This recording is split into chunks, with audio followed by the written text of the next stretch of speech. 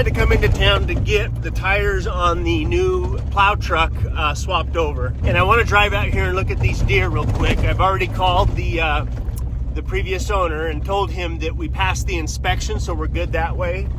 But I told him we would wait until the first part of the week to move the deer. But I still want to drive by and look at his setup real quick and just kind of make some decisions on how I'm gonna trap these deer and get them loaded in the horse trailer without hurting anybody. That's the big concern. They can be a little bit, the two does that are part of this little herd can be a little bit flighty.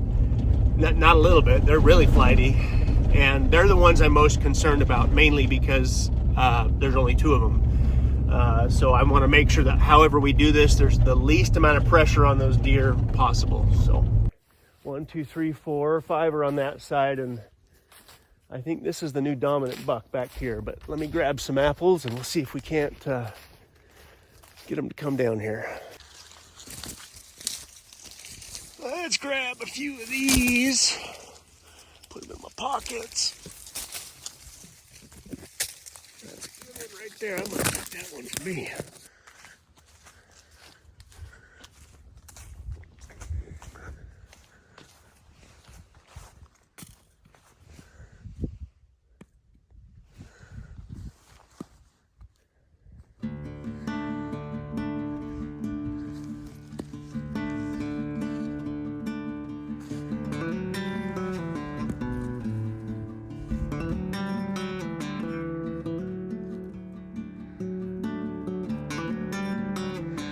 This is the oldest buck, and I think this one's a 3-year-old, and the lighter colored one over here is a 5-year-old, and he's kind of taken over as the herd buck.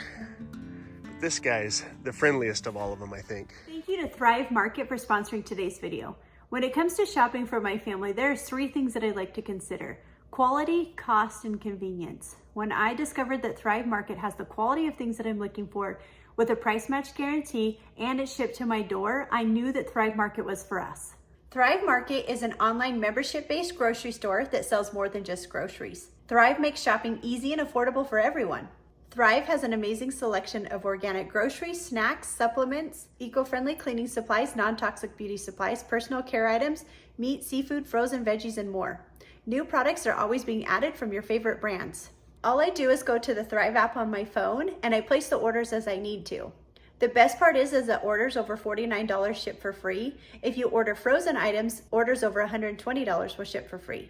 On this order, we got some of our favorite snacks for the kids to put in their lunches at school and for things that Heath can take outside when he's working, and we saved $10 in the process. There's a month-to-month option for $12, but we chose the annual membership, which is about $5 a month. You will make back that annual membership in savings, and if you don't, Thrive will credit you the difference. Click the link in our description or go to thrivemarket.com/redpoppyranch to get 30% off your first order, plus a free gift worth up to $60 when you join Thrive Market today.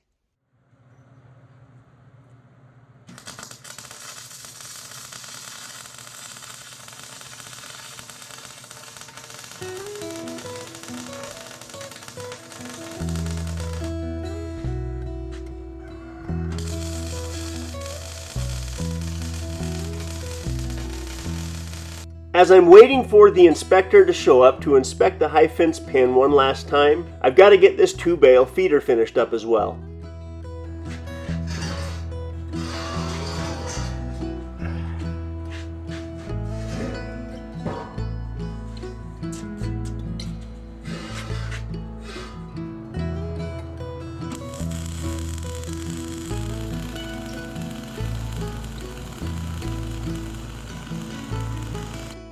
It's not always best to weld in the rain, but I'm trying to get the 2-bale feeder on skids finished up before we get the deer hauled up here.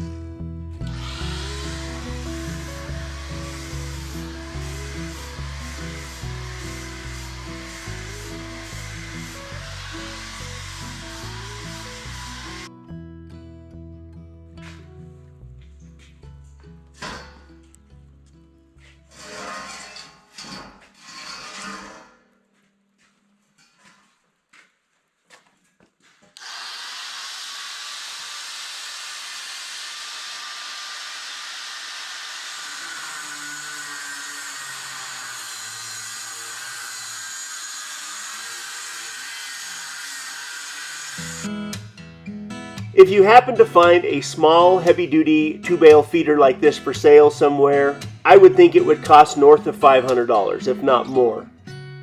I will end up with about $150 in materials tied up in this feeder, and this feeder should last a long, long time. It will hold 2 bales, and I can move it around as I need to with a 4-wheeler.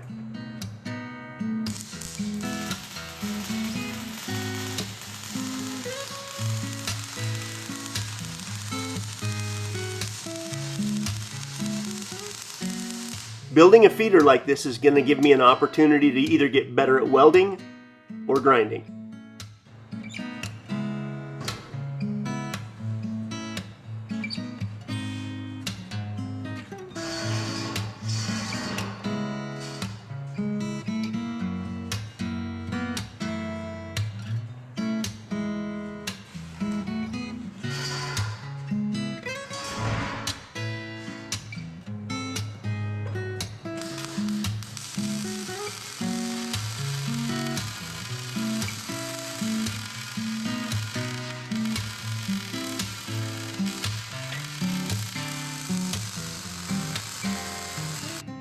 One of these days I'm going to get good enough with welding that my welds require no explanation.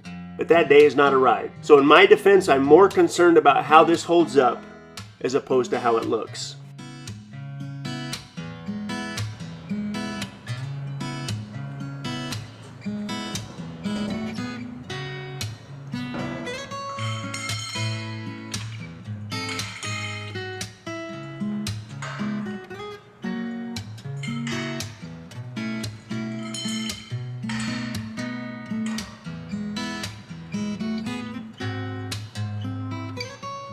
If I had to give you a good reason why I've gone to the lengths that I've had to have fallow deer up here at our place, my only reasonable answer would be because it's a little bit unique and not many people have high-fence deer farms.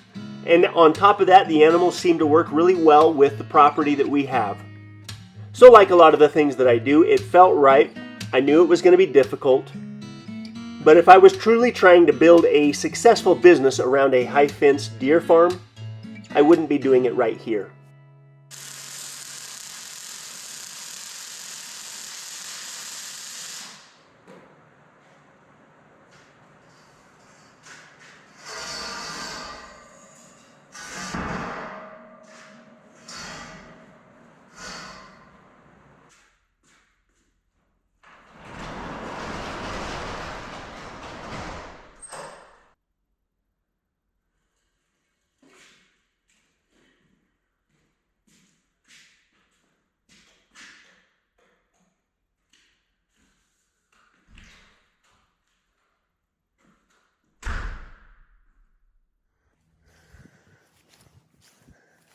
They're gonna take off, dang it.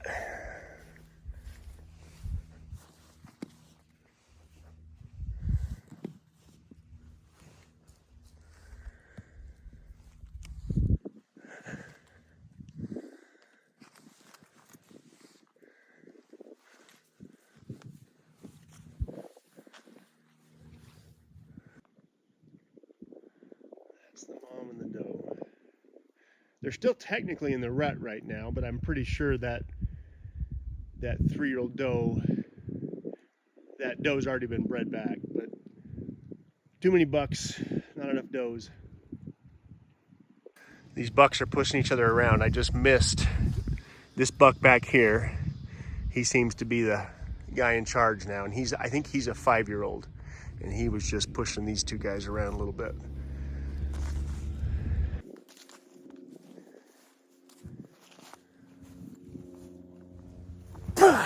Let's see. Don't.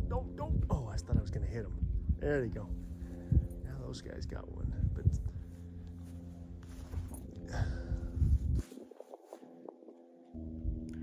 this guy here is the friendliest. He'll eat right out of your hand, and I think he's the dad to these other 3 bucks as well. Well, I'm excited about this whole deal. My goal is to have both of those does eaten out of my hand by springtime.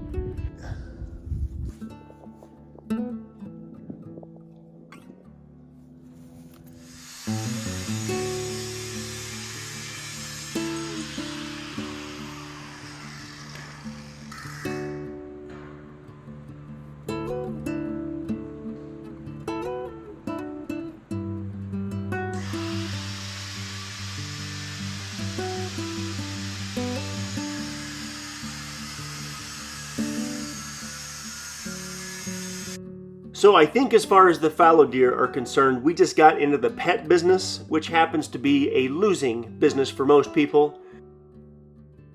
So I'm not really thinking about how we're going to make money off these deer as much as just simply having them up here, getting to know them, and maybe watching a few fawns grow up here on the homestead.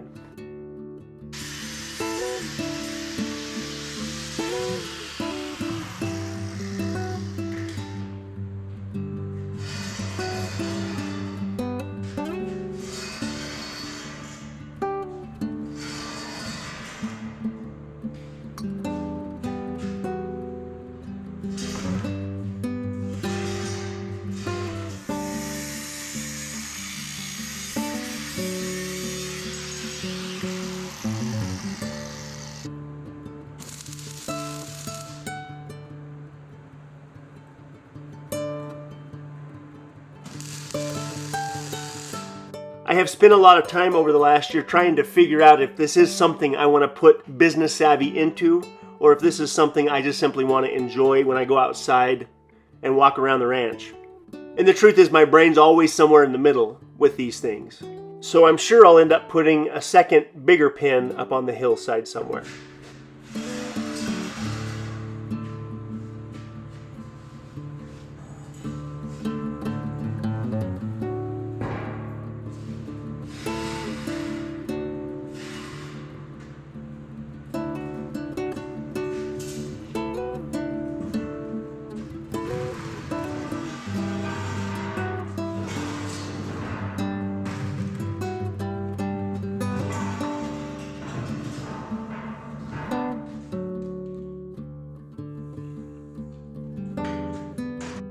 But in light of what's happening currently with the economy as well as everything else in the world, we feel like we ought to tread lightly a little bit and get to know these animals before we start making big decisions around high quality bucks and genetics and all the stuff that comes with the conversation around deer farms.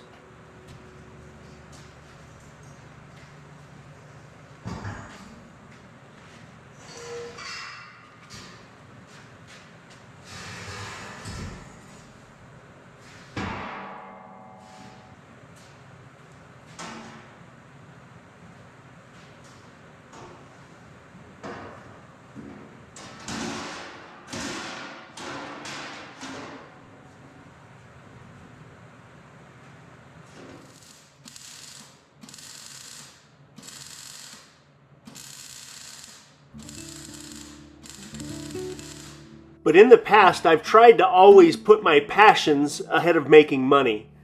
It seems like when these things are done right, the making money part usually falls into place. So who knows what will really happen long term with our little deer farm.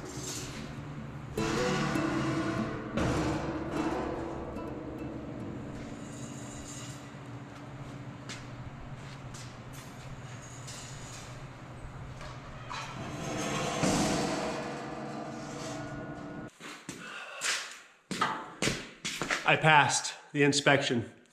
I am now simply waiting for an email, which will probably take a couple of days. The guy that came up and did the inspection, he said he's going to send his report to the next person. I talked to her yesterday. She said she will get it processed as fast as she can. First part of the week, I can start trying to catch those deer and get them hauled up here. So I just texted the previous owner of the deer and told him that first part of the week we're going to start building a smaller and smaller pen until we get them all caught up, and then load it up in a horse trailer and hauled up here. So the weather looks like it's going to hang on. I got to get the feeder finished. I still need to build a shelter for them of some kind, and I've got a couple of ideas about it. But I wanted to get the inspection officially done and out of the way before I do what I'm going to do with the shelter. So the feeder is going to end up holding at least 2 bales, which means I don't need to build another feeder. I wanted a feeder that was big enough that the deer didn't compete to get to the feed. And this is going to be plenty big. Where the deer currently are, they were born there and they've never left. So just getting them up here is going to be a bit of a shock to them, I'm sure. And my hope is to make that as smooth as possible, but it's going to take, this is going to take some time to get figured out.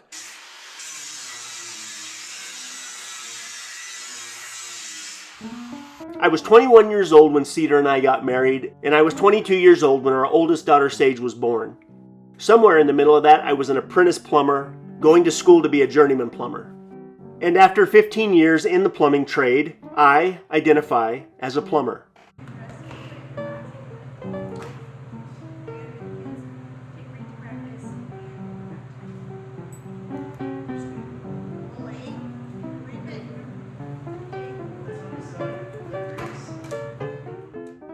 Somewhere around 27 or 28 years old, I got sick and tired of someone else telling me how much an hour of my time was worth, and Cedar and I started our own business. And from that moment, I knew the worst case scenario was I was a journeyman plumber making a great wage.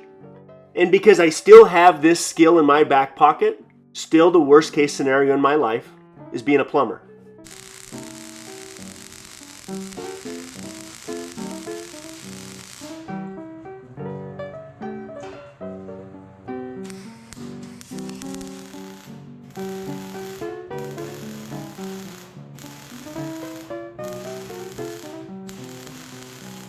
What I'm trying to say is the confidence that comes from having a trade has given me the confidence to try other things, like YouTube. Cedar and I have always had businesses that correlated with our passions, which has allowed us to live wherever we needed to live and have the time to pursue our passions. Money, by the way, is not one of my passions, but I do have a passion to live the way that I want to live no matter what.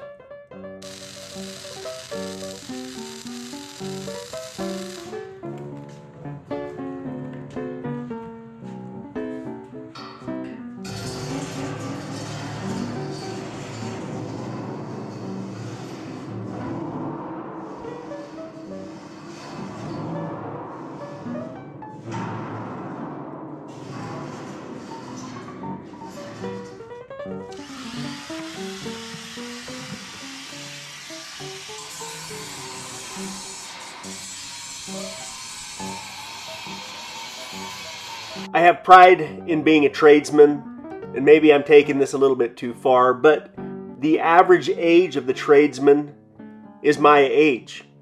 There are fewer and fewer young people going into the trades, which means there is less and less people doing it. We are rapidly approaching the moment where it costs more money to have your AC unit serviced than it does to go to the doctor, and that's only going to increase.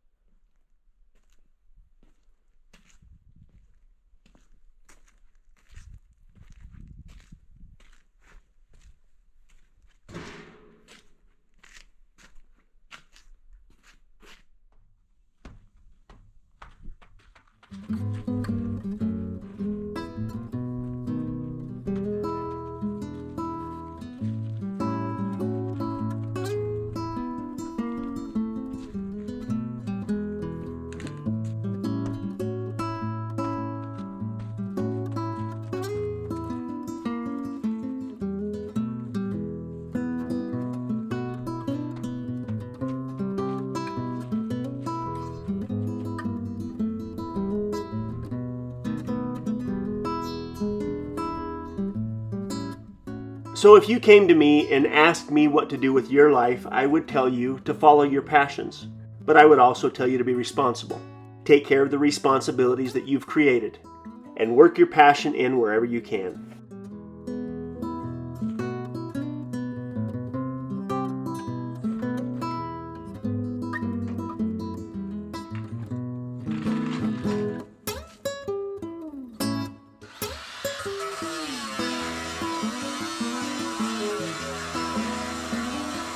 And speaking of my passions, another busted up, broke down, old pickup truck that I probably shouldn't even be bothering with is what we're going to use for a plow truck this winter.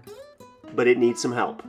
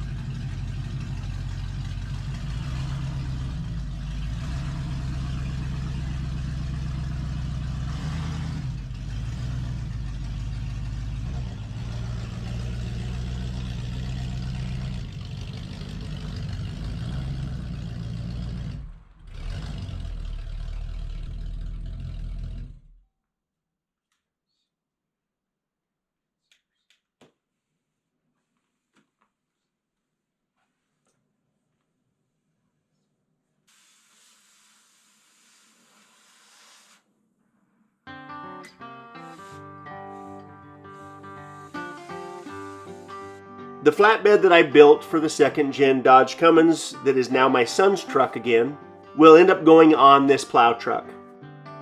This plow truck has a brand new big block in it, and the price was right. And while the weather's hanging on, I'm going to get this truck ready for another hard winter.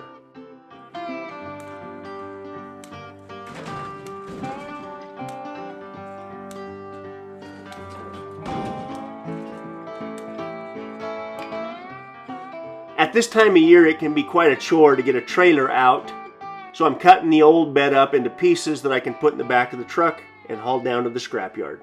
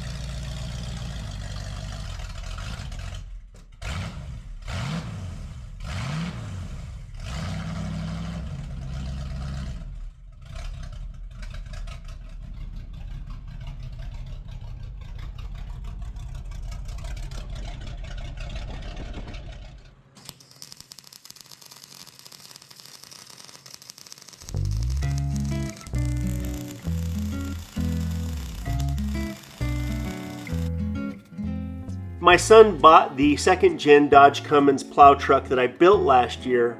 He bought that back from me. It was his truck originally, and I'm proud of him for buying it back from me.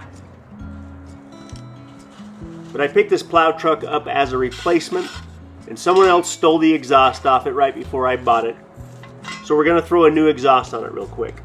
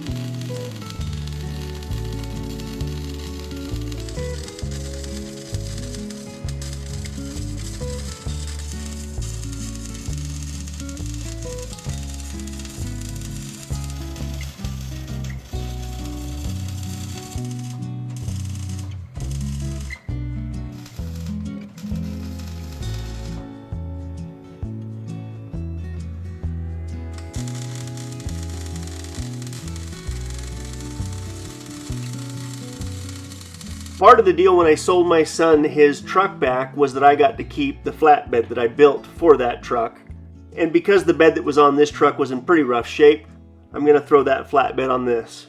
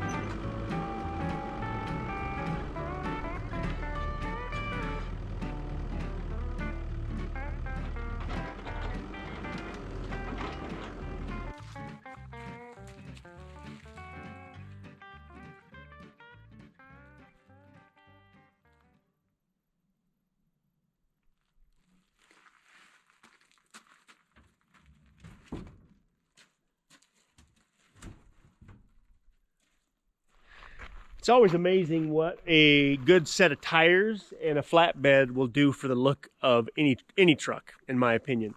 On our next video, I'm going to get that flatbed raised and secured for the final time. I'm going to have to figure out how to put some weight over that rear axle once we start pushing snow. But really, the next week's video is going to be all about these deer. Getting the deer up here, the final process of approval, everything that has to happen before I can transport the deer. And what happens once they get here. That's the biggest thing that I'm concerned about, is how are they going to acclimate to that pen? Is it big enough for them? I'm beginning to think that I need to build 2 separate shelters, one for the does and the bucks, or frankly, the ones that are getting pushed around, so they have a place to go if they need to get out of the weather as well. So.